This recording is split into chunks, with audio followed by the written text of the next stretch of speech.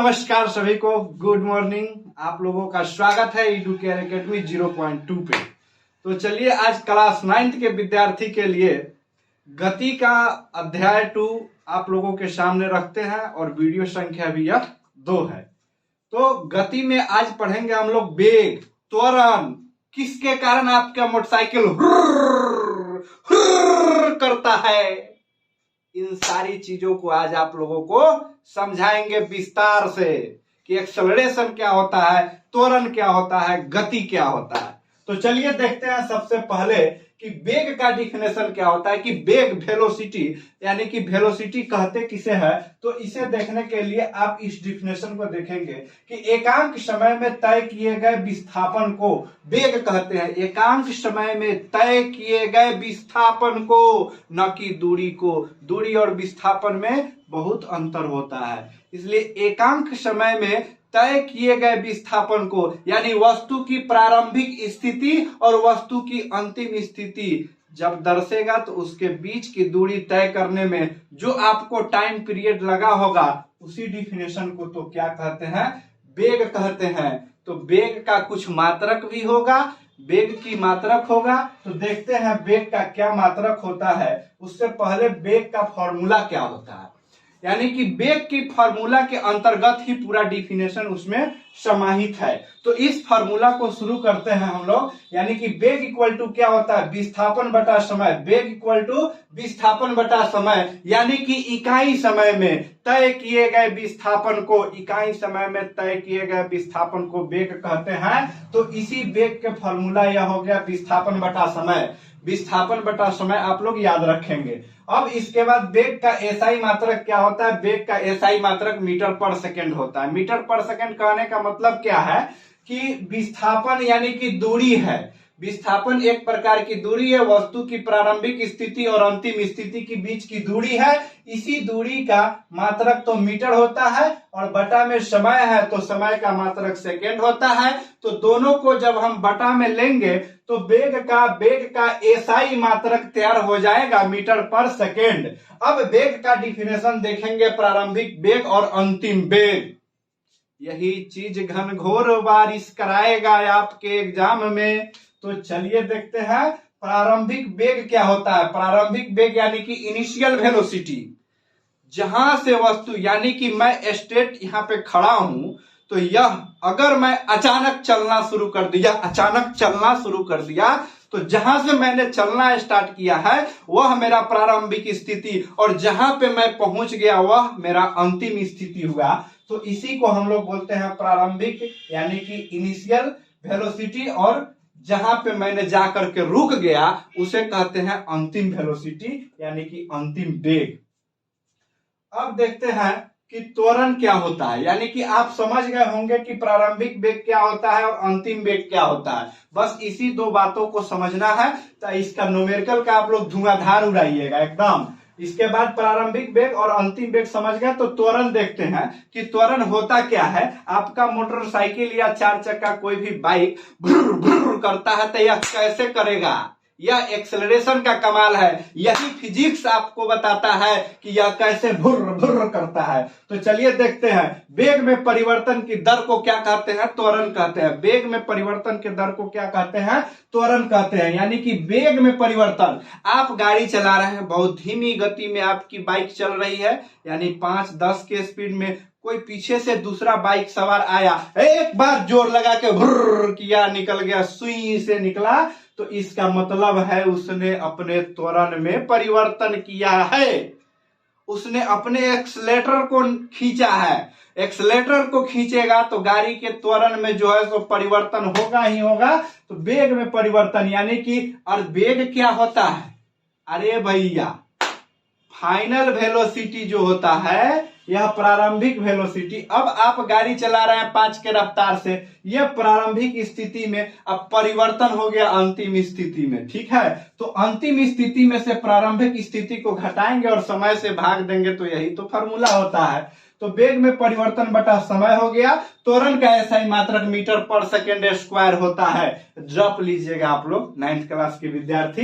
त्वरण का एसआई मात्रक क्या होता है, मीटर पर सेकेंड स्क्वायर होता है।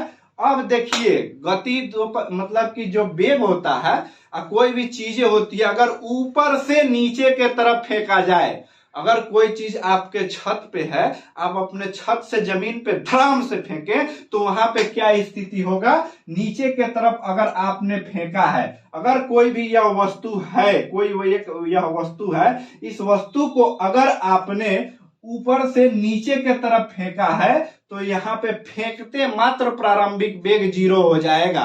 किसी भी वस्तु को जैसे आप यहाँ पे लटका के रखे हैं, यह मार्कर मैंने लटका के रखा है, और जैसे मैंने छोड़ा धड़ाम से गिरा, अब धड़ाम से गिरने के कारण हुआ क्या कि छोड़ा, यानी कि प्रारंभिक वेग जहां से यह स्टार्ट की अपनी स्थिति, वह प्रारंभिक वेग 0 हो जाएगा, और जहां पे यह रुकेगा वहां पे इसका कुछ मान होगा 5 मीटर पर सेकेंड या 10 मीटर पर सेकेंड, वहां पे इसका कुछ मान होगा। अब कहता है कि इस मार्कर को, चलिए देखते हैं इस मार्कर को, कि अगर नीचे से हमने ऊपर के तरफ उठाया, नीचे से ऊपर के तरफ उठाया तो क्या होगा, नीचे के तरफ यहाँ पे कुछ मान होगा, और यह जहां पे जाके चपकेगा, यानी कि जाके छत से लड़ा और चपक गया, तो यहाँ पे यू का मान, अंतिम वेग का मान 0 हो जाएगा। फिर ऊपर से ग्रेविटी के कारण धड़ाम से नीचे गिरेगा। तो इन सारी बिंदुओं को आप समझते हुए चलिएगा। और अब देखिए मैं एक्सेलरेशन का कुछ न्यूमेरिकल कराने चल रहा हूं,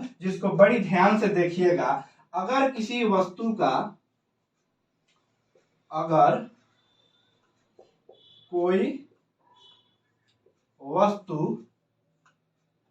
5 सेकेंड में, यानी कि कोई वस्तु क्या, कोई मोटरसाइकिल मान लीजिए, 5 सेकेंड में 20 मीटर पर सेकेंड से 30 मीटर पर सेकेंड की चाल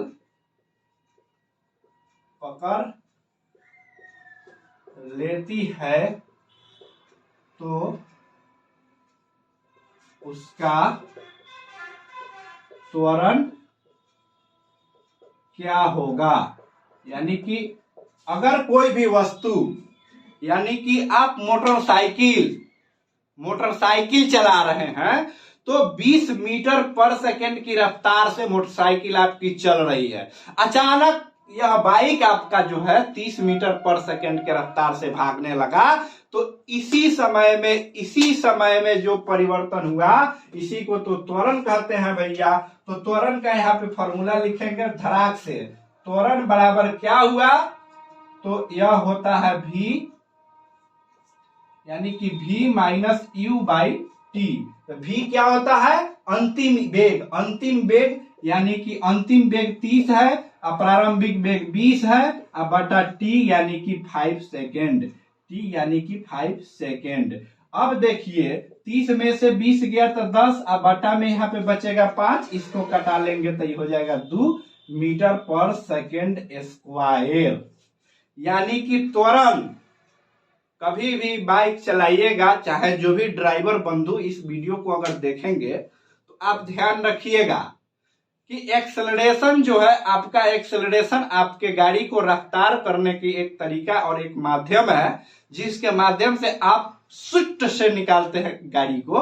तो ध्यान रखिएगा कि एक्सेलरेशन अचानक, एकदम से अचानक नहीं आप लेंगे। अचानक लेंगे तो आपका गाड़ी रफ्तार पकड़ेगा तो हो सकता है कि उसमें बैठे यात्री को कुछ नुकसान पहुंचे, या उसमें आगे वाले को कुछ नुकसान पहुंचे। तो इसलिए आप लोग सावधानी बरतिएगा, क्योंकि एक्सेलरेशन देखें कितना बढ़ा है, त्वरण का मान कितना हो गया है, 2 मीटर पर सेकेंड स्क्वायर हो गया है। अगर अचानक एक में निकालेंगे तो फिर इसका डिफरेंस आपको पता चल जाएगा।